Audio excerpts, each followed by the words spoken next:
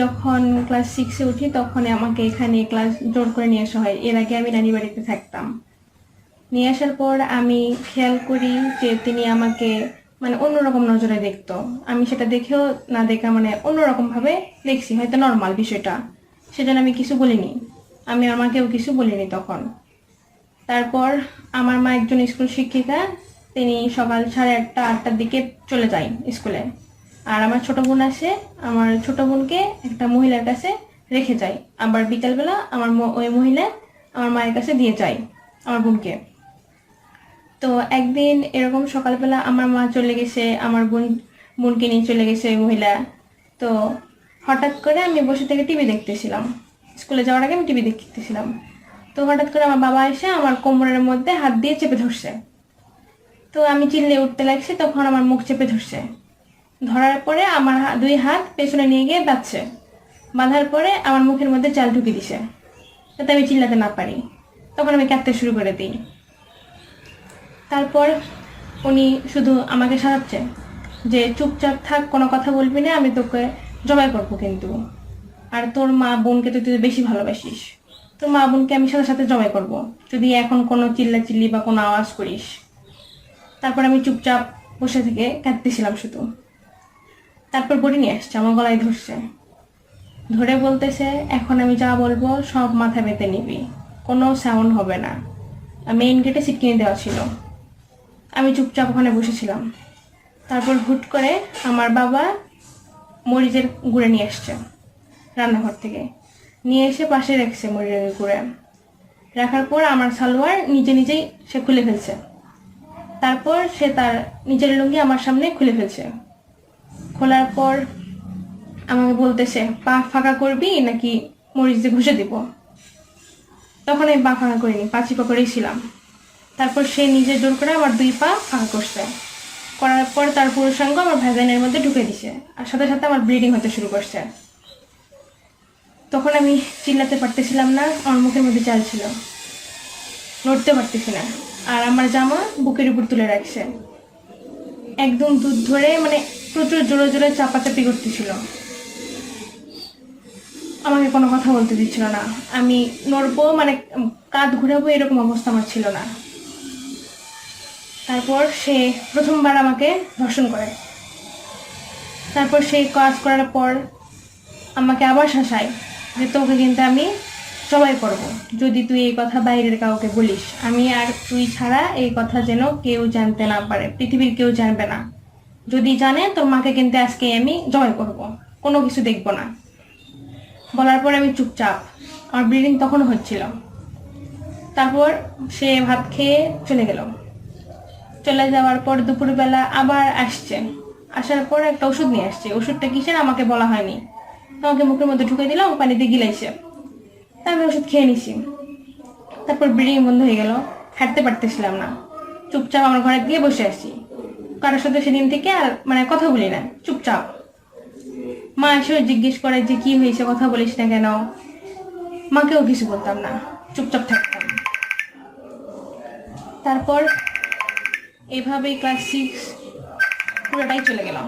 তার মানে তার যখন ইচ্ছা হচ্ছে সে তখন তার ইচ্ছা মতো ধর্ষণ করতেছে এসে। আর আমার মাকে ঘুমের ওষুধ খাওয়াতো রাতের বেলা, ভাতের সাথে বা পানির সাথে কোনো কিছুর সাথে মিশিয়ে খাওয়াই দিত। আমাকে এই কথা বলছিল। রাতের বেলা ওই ঘরে আমি থাকতাম, পাশের ঘরে থাকতাম, আর আমার পাশের ঘরে আমার বাবা থাকতো। রাতের বেলা ওই সেম কাজই করতো। মা ঘুমাচ্ছে, ঘুমের ট্যাবলেট খাওয়াইছে, সে তার ইচ্ছা মতো অনুভব করতেছে। এভাবে ক্লাস 6 চলে গেল। ক্লাস 7-এ যখন উঠলাম তখন আমার মার্চ মাসের প্রথম পিরিয়ড হয়। পিরিয়ড ছিল 4 দিন, ওই 4 দিনে সে আমাকে ধর্ষণ করছে। তারপর থেকে আমাকে ইমকোন আর নরিক্স ট্যাবলেট খাওয়াতো। এইভাবে চলতেই আসে। যখন এই কাজটা করতো তখন ধর্ষণ করতো আমার নিজের পিতা। তারপর আমি চলে আসলাম এভাবে, ক্লাস 7 চলে গেল, ক্লাস 8ও এইভাবেই চলে গেল। ক্লাস 9-এ যখন উঠলাম তখন আমি প্রথমবার সাহস নিয়ে বললাম যে আমি পুলিশদের কিন্তু বলে দিব, তুমি আমাকে যে প্রতিদিন রীতিমতো ধর্ষণ করতেছো আমি পুলিশদের বলে দিব।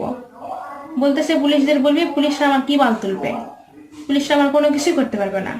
পুলিশের কাছে যাবি, পুলিশরাও তো ধর্ষণ করবে, সেখানে তোকে গণধর্ষণ করবে, তখন তুই বাঁচতে পারবি না, মরে যাবি তুই।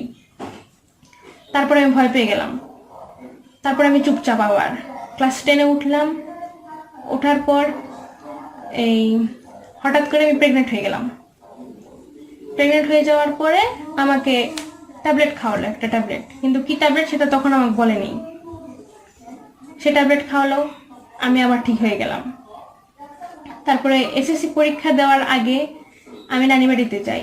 নানি বাড়িতে গিয়ে মামাদেরকে বলি যে মামা, আমার বাবা আমার সাথে এরকম এরকম করতেছে, স্পর্শকাতর জায়গাগুলোতে হাত দেই, আমাকে যখন তখন জড়িয়ে ধরে চেপে ধরে, বুকে হাত দেই, বুকে চাপ দেই, এগুলা বললাম। কিন্তু মামারা কেউ কোনো রেসপন্স করেনি। বলতেছে আচ্ছা দেখতেছি আমরা বিষয়টা, ওটা বলে শেষ। এর আগে আমাকে মানে খাওয়া পড়া ঠিক মতো দিত না। খেতে গেলে মাংস যদি প্লেটে তুলে নেই 4-5 টুকরা, তো সেখান থেকে ওই 4 টুকরাই তুলে নেবে আর 1 টুকরা রাখবে। তার কথা যে তুমি আমাকে ঠিক মতো ইজি হয়ে আমার সাথে শারীরিক সম্পর্ক করো, তাহলে আমি তোমাকে ভালো মতো খেতে দিব, না হলে দিব না। আমার মাকে ক্লাস 5 থেকে, আমি যখন ক্লাস 5-এ তখন আমি নানি বাড়িতে ছিলাম, তখন থেকে আমার মাকে মারধর করে। আমি যখন মানে আমাকে ফোর্সফুলি এই কাজগুলো করতো, আমি রাজি হতাম না, তখনও আমাকে মারধর করতো। বিশেষ করে মারতো বুকে, মানে দুধে একদম চাপ দিত জোরে জোরে।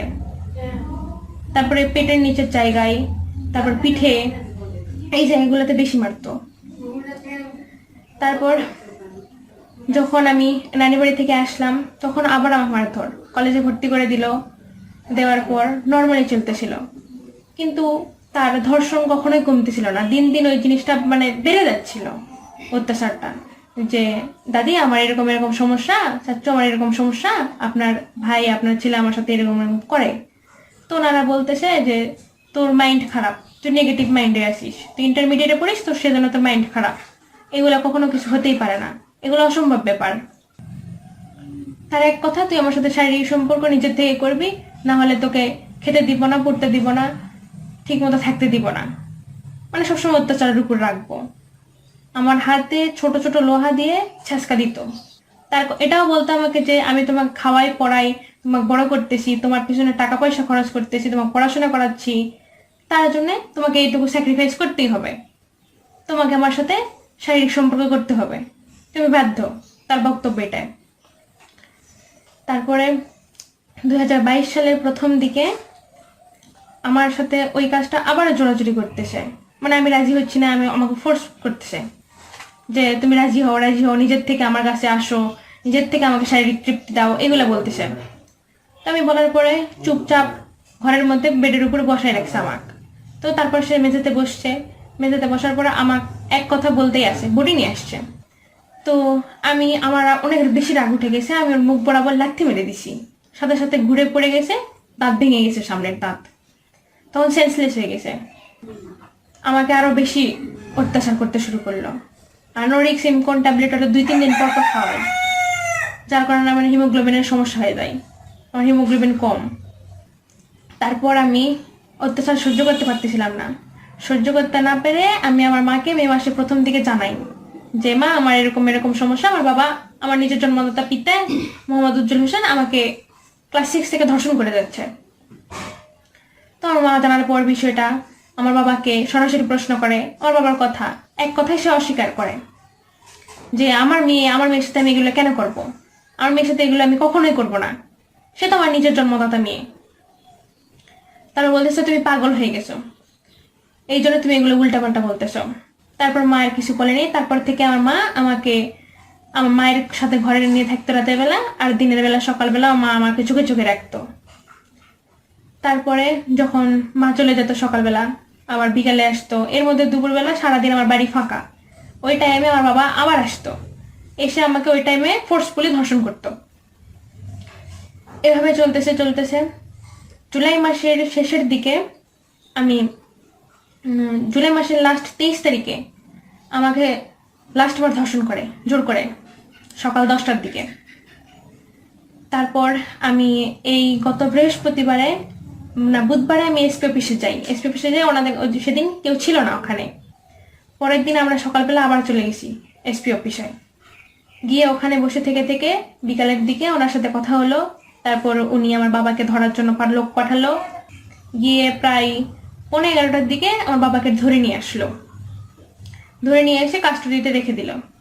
তারপর আমার বাবাকে আমার সামনে নিয়ে আসলো, নিয়ে তখন আমার বাবা বলতেছে যে উর্মি আমাকে সেক্সুয়াল ট্যাবলেট খাওয়ায় আমাকে উত্তেজিত করে আমাকে ধর্ষণ করছে। আমার বাবার মুখ কথা এটা।